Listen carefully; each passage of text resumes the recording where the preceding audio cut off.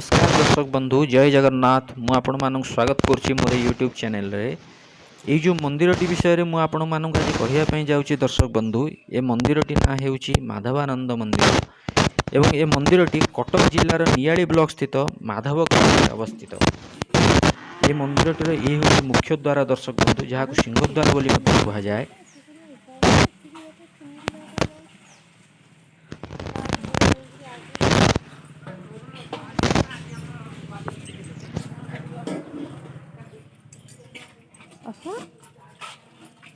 ये हूँ पाद धोवा स्थान। यहीठारे पाद धोईकी आपण मंदिर भितर को प्रवेश करेंगे।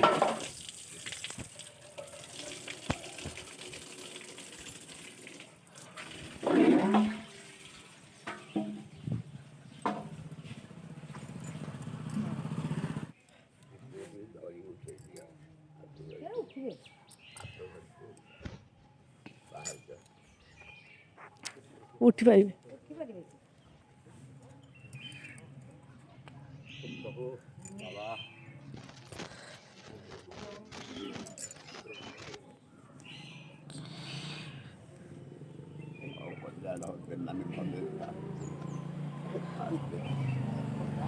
आसतु बर्तमान आम मंदिर भितर को जावा।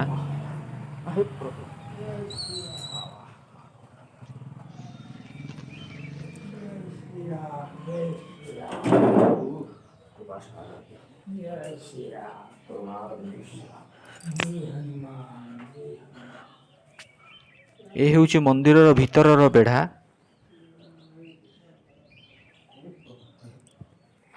ये देखु ये चतुर्पार्श्व ये हूँ मंदिर स्नान वेदी दर्शक बंधु।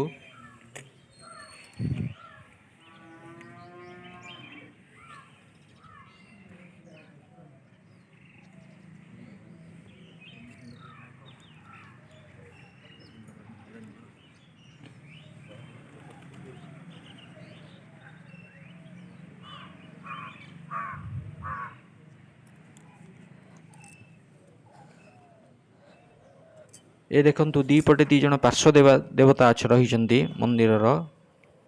बर्तमान आम भितर को प्रवेश करवा। देखंतु एपटे अच्छा मत्स्य सेपटे अच्छा कच्छप अवतार। ये कांथरे अन्यान्य अवतार माने सब अच्छा। ये हूँ मंदिर ऊपर दृश्य। ये हूँ प्रभुंकर अनंत शयन।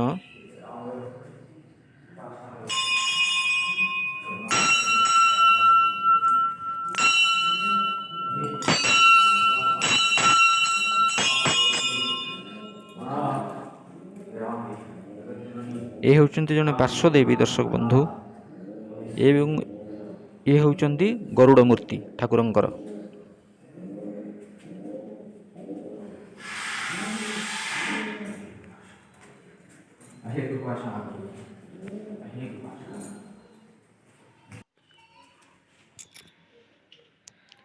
ये होचंती प्रभु माधवानंद जहाँ कि जगन्नाथंकर मामू घर बोली मध्य कहा जाए दर्शक बंधु।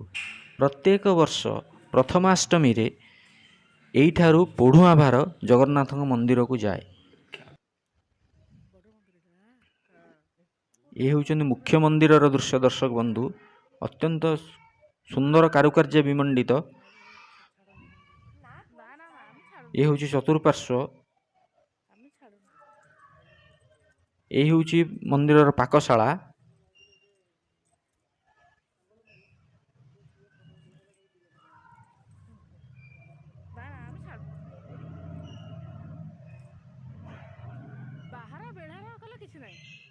ये हूँ बेढ़ा दर्शक बंधु मंदिर।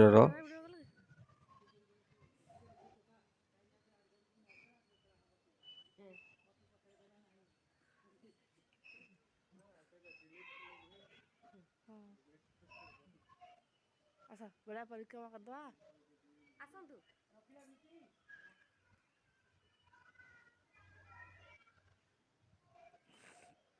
ये हूँ मंदिर जड़े पार्श्व देवता।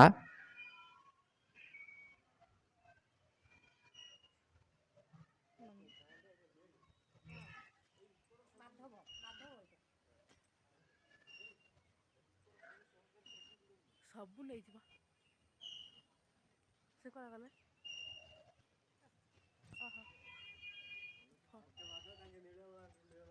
ଏ ହେଉଛନ୍ତି ଆଉ ଜଣେ ପାର୍ଶ୍ୱ ଦେବତା ଦର୍ଶକ ବନ୍ଧୁ।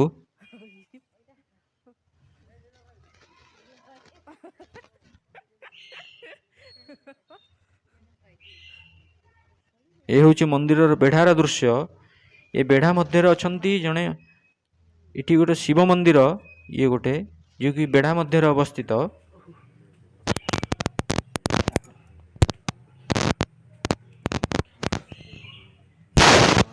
ଦେଖନ୍ତୁ ସୁନ୍ଦର ବେଢ଼ାର ଦୃଶ୍ୟ।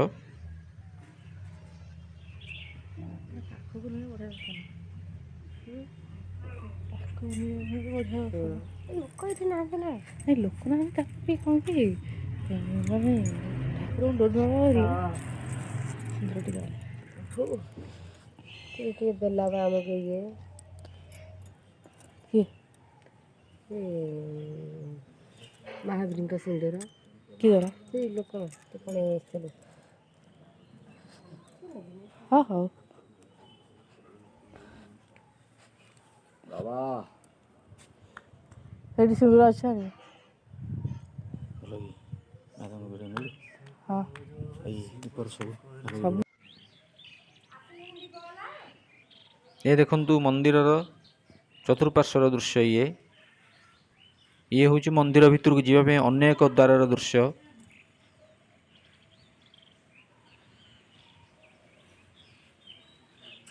ଦର୍ଶକ ବନ୍ଧୁ, ଯଦି ଆପଣମାନଙ୍କୁ ମୋର ଏ ଭିଡ଼ିଓଟି ଭଲ ଲାଗିଛି ତେବେ ଏହାକୁ ନିଶ୍ଚିତ ଭାବରେ ଲାଇକ୍ କରିବେ, ସେୟାର କରିବେ ଏବଂ ସବସ୍କ୍ରାଇବ୍ କରିବେ। ଏ ହେଉଛି ମନ୍ଦିରର ନୀଳଚକ୍ରର ଦୃଶ୍ୟ।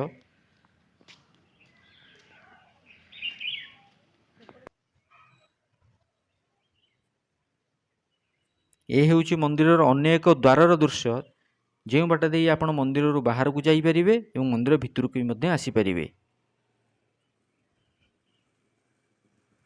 ବର୍ତ୍ତମାନ ଆମେ ଯିବା ମନ୍ଦିର ପାଖକୁ ଲାଗିକି ରହିଥିବା ଏକ ପାର୍କ। ସେପଟା ଖୋଲା ଅଛି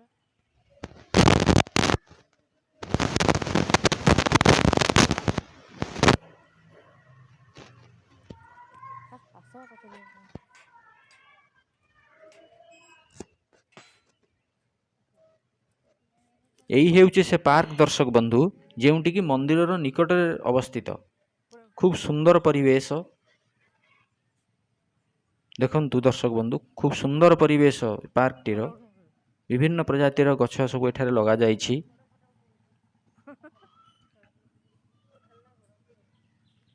ଦର୍ଶନାର୍ଥୀ ମାନଙ୍କର ବିଶ୍ରାମ କରିବା ପାଇଁ ଏଠି ଗୋଟେ ମଣ୍ଡପ ସୁନ୍ଦର ତିଆରି ବି କରାଯାଇଛି।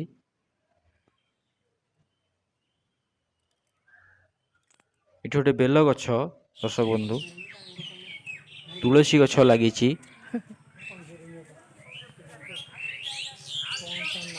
ଅଶୋକ ଗଛ ହେଲେ ଦେଖାଯାଉଛି। ନା ଏଇଟା ଅଶୋକ ଗଛ ହେଲେ ଟିକେ ଦେଖାଯାଉଛି।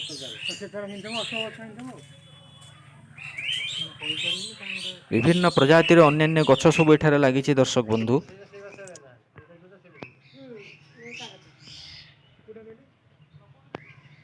ଆପଣମାନେ ଦର୍ଶକ ବନ୍ଧୁ ସମୟ ପାଇଲେ ନିଶ୍ଚିତ ଏ ମନ୍ଦିରକୁ ଥରେ ପ୍ରଭୁଙ୍କର ଦର୍ଶନ କରିବା ପାଇଁ ଆସନ୍ତୁ ଏବଂ ପ୍ରଭୁଙ୍କର ଦିବ୍ୟ କୃପା ଲାଭ ବି କରନ୍ତୁ। ସୁନ୍ଦର ପ୍ରାକୃତିକ ଦୃଶ୍ୟ ପାର୍କଟିର। ଅଶୋକ ଗଛ ହେଲେ ଦେଖାଯାଉଛି। ନା ଏଇଟା ଅଶୋକ ଗଛ ହେଲେ ଟିକେ ଦେଖାଯାଉଛି। ଯଦି ଦର୍ଶକ ବନ୍ଧୁ ଆପଣଙ୍କୁ ମୋର ଏ ଭିଡ଼ିଓଟି ଭଲ ଲାଗିଛି ତାହେଲେ ଏହାକୁ ଲାଇକ୍, ସେୟାର ଏବଂ ସବସ୍କ୍ରାଇବ୍ କରିବାକୁ ଜମାରେ ବି ଭୁଲିବେନି। ରହୁଛି ଦର୍ଶକ ବନ୍ଧୁ, ଜୟ ଜଗନ୍ନାଥ।